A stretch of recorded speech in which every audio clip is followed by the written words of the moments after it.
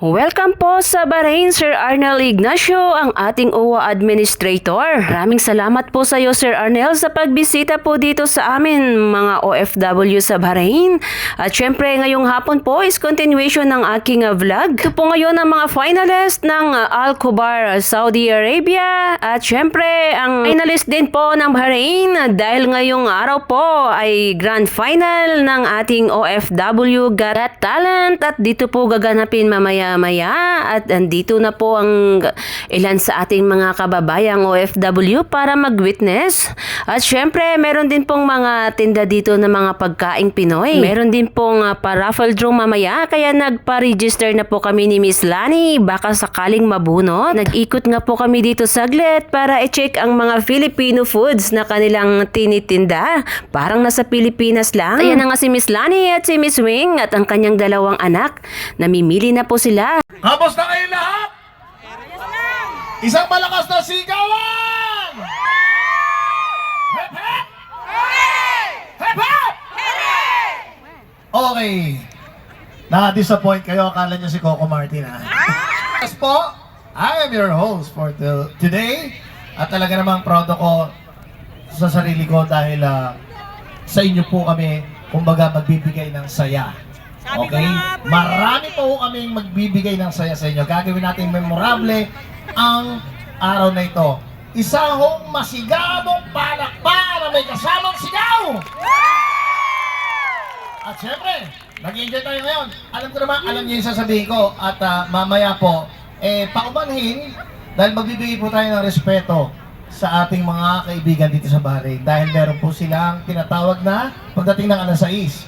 Okay, ang kanilang pagdarasa. Sandali lang na po yan at babalik po natin uli. Kaya nga, balik sa... Ngayon, pasensya na kayo kung na-disappoint ko. Hindi naman kami nagkakalayo ni Coco eh. Kaya nga tinanggal kagad ako, pinatay ako sa probinsya, no? Dahil nalilito sila. Iba talaga pag nagsama-sama ang Pinoy kahit saan mang lupalop ng mundo. Isang salita lang po ang naiisip ko. Ang masaya. Yan ang Pilipino, di ba? Speaking of masaya, kaya tayo nandito, ay para ibalik ang saya natin sa mga kababayan na nawalay sa kanilang pamilya para magtrabaho at magbigyan ng magandang buhay, mga pamilyang naiwan nila sa Pilipinas. Ito po'y bawi at bigay po ng OWA para sa inyo para mag-joy. Palakpakan po natin ang OWA. At syempre ang embahada natin dito, palakpakan po natin ang malakas din. Okay? Mula sa hatid saya noong dekada 80, nagbabalik tayo ngayon mula sa pamumuno ng ating mahal, okay, na administrator ng OWA. Kaibigan ko po ito, talagang ang puso niya para po sa inyong mga kababayan saan maglupalot ng daigdig na nawalay sa kanilang mga pamilya. Palakpakan po natin si Admin Arnel Ignacio. Yan ang talaga naman, gusto. Ang sipag yan, sa totoo lang ha, inuubo yan sa Pilipinas, inuubo, pero ang daming pumapasok na bisita, kailangan entertaining niya para sa inyo, para sa mga kababayan nating OFWs. Okay, at para ibalik ang saya sa inyong lahat, kaya tinatawag ito natin, Balik Saya. Balik! Saya! Balik! Saya! Nako, ibig sabihin niya, pag kami po ay talagang nakita namin, nag-enjoy kayo sa amin, babalik at babalik kami.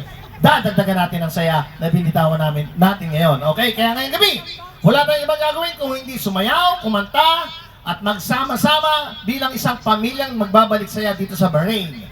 O Bahrain. Tama po ba Bahrain, di ba? Kasama ng kababayan natin mula po sa Al Khobar. Palakpakan niyo yung mga kababayan natin sa Al Khobar. Tumawid pa, papunta rito para makipagsaya sa atin. Galing! Mabuhay kayo. At para formal na simulan ng ating programa, huwag po tayo magsasawang pumalakpak ha. Paano po sa kanila to dahil itong binigay nila mula sa kanila para po sa inyo. Okay, palakpakan po natin ang very instrumental para matuloy ang ating baliksaya dito sa Bahrain.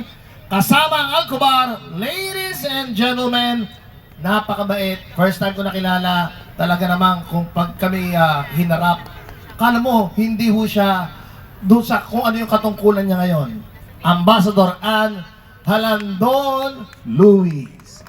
Magandang hapon po sa ating lahat. And I also wish to greet good afternoon our guests who are not Filipinos, who are here, our Bahraini and other friends. Welcome to this event. As mentioned, the title of this event is Balik Saya. And we are trying to bring joy back, especially after the pandemic and after the recent challenges. Singa, kahit inuubo, kahit may sakit, katatrabaho para po sa inyong lahat. Let's welcome the workaholic and visionary of OWA, Administrator Arnel Ignacio!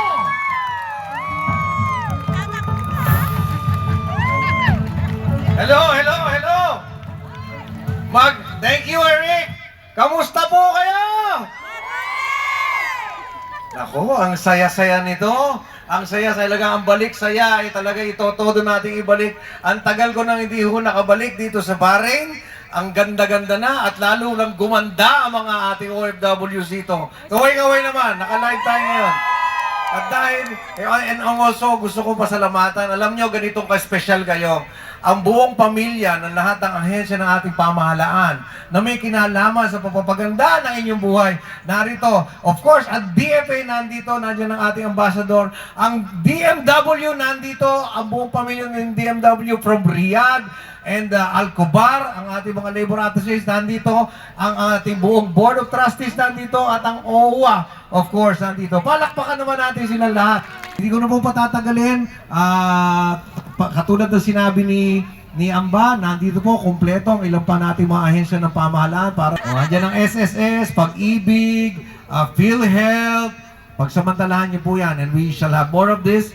And abangan niyo po yung nandyan si, of course, si Eric, at saka yung mas gwapo niyang kasama na si Tuko, tapos si Ayla Santos, and si Peter, na champion natin sa America's Got Talent. And of course, the whole roster of very, very talented OFWs from Al-Kubar, Riyadh, and Bahrain. Maraming salamat po and enjoy the whole afternoon! Mga kababayan! Administrator Arnel Ignacio! Maraming At syempre, dahil Filipino tayo, oras na para mag-picture taking. Video taking naman tayo kay Sir Arnel at saka kay Sir Eric at sa iba pa po nating guest. Di rin magpapahuli dyan si Miss Lani. At ganito nga po kadami ang nag-witness sa event na to.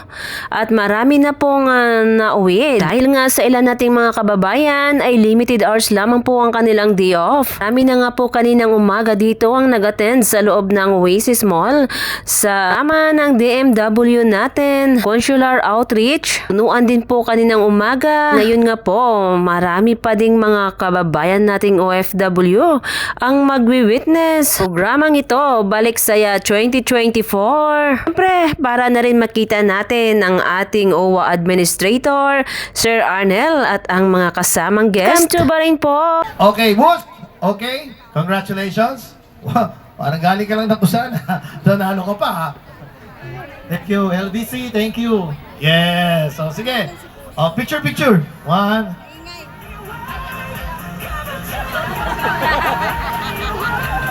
Okay, go. Thank you.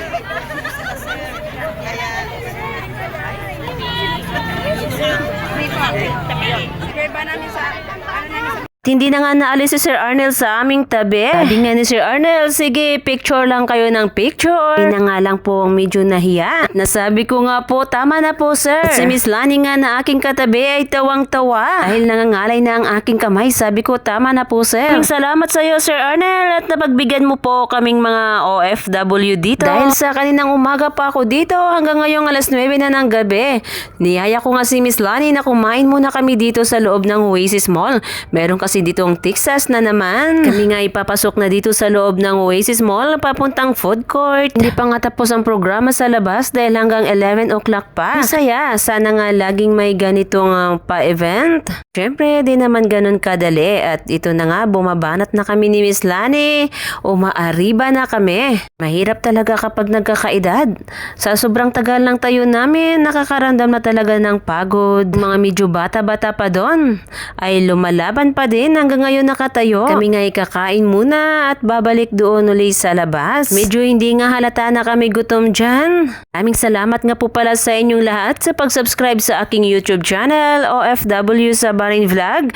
At syempre maraming salamat po sa pag-play ng aking mga videos.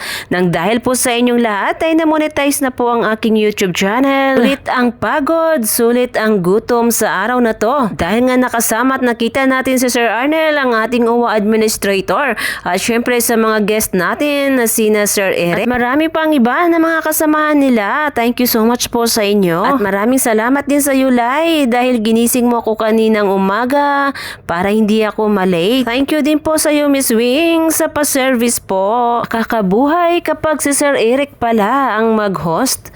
Natawa din ako sa sinabi niya kanina na dami nagpipictures. Kaya lang minsan nangangalay na daw siya sa kakasmile kasi nga yung ng iba nating kababayan ay meron pang timer. Napasabi ako, sir, dito ka magpa-picture sa akin, dito sa amin banda. Yung camera ko po ay walang timer. Natawa nga po siya at lumapit. Ayon, at nakapag-picture po kami. Hindi ko na nga po dito in-upload yung OFW Got Talent, ang pag-contest nila. Kakamonetize pa lang po ng aking YouTube, baka ma-copyright po ako. Meron po silang music, merong sound at nakanta po sila.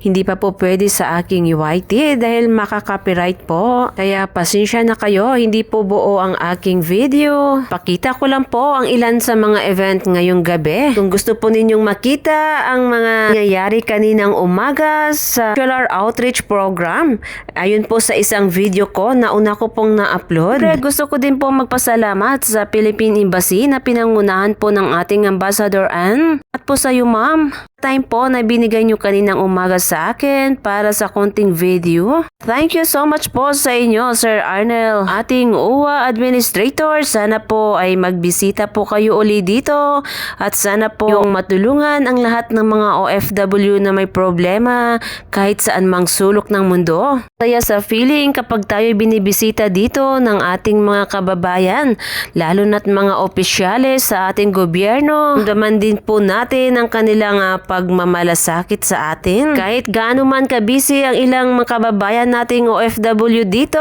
ay nagsaglit pa talaga sila kanina.